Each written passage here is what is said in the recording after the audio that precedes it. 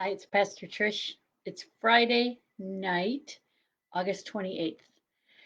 And just a reminder next week with September 1st coming, I won't be doing Friday nights anymore. One of the reasons is I never know where I'm going to be at 6 o'clock on a Friday, I think. Um, and we will also be starting a Wednesday, lots of Wednesday activities at church. And so beginning next week, I will join you on Mondays, Tuesdays, and Thursdays for evening devotions. So we will pick up again on Monday, but just wanted to remind you of that. Tonight we are on Psalm 64. This is a psalm that cries out for help, laments the injustice that is in the world, and at the same time recognizes that only God can ultimately correct that. I'm just going to read a short reflection here that says, injustice in the world is real and persistent, but its apparent victory is an illusion. Though we can be rightly troubled when we see injustice, we should not lose heart because of it, because God will bring about justice, and any who are obstinately unjust will ultimately destroy themselves. It, it it's been one of those weeks again, right? With protests that turn into riots and violence, and much of that happens because of the injustice that is present there, that has been present, the injustice that's been present in terms of how we treat one another and how we treat especially people of color in our country.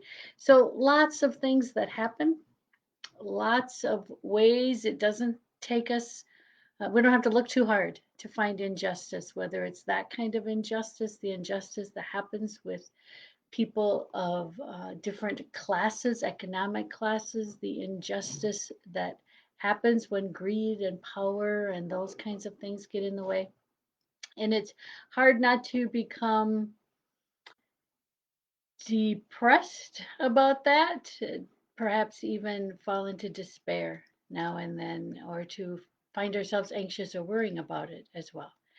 But we are reminded that ultimately justice will prevail, good will prevail over evil, love will win out over hate, and this is God's kingdom coming to us. And we are a part of bringing that work on as well.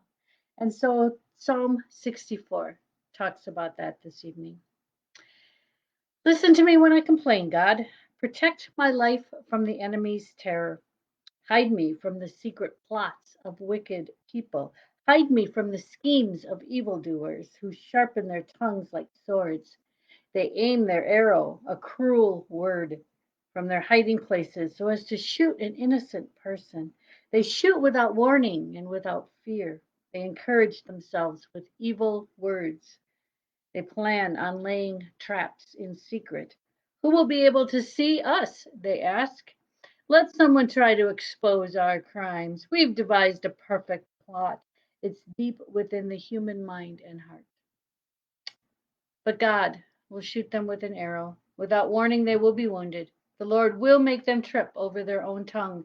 Everyone who sees them will just shake their heads. Then all people will honor God, will announce the act of God, will understand it was God's work. Let the righteous rejoice in the Lord. Let them take refuge in him. Let everyone whose heart is in the right place give praise. And so we turn from that lament on the injustice of the world to ending with praise for God, trusting and knowing that justice indeed will prevail. Please pray with me. Lord, keep us from being zealous. Keep us zealous in following your will, pursuing justice, but make us patient as well so that we will not become unjust as we wait for your justice to be victorious. Amen.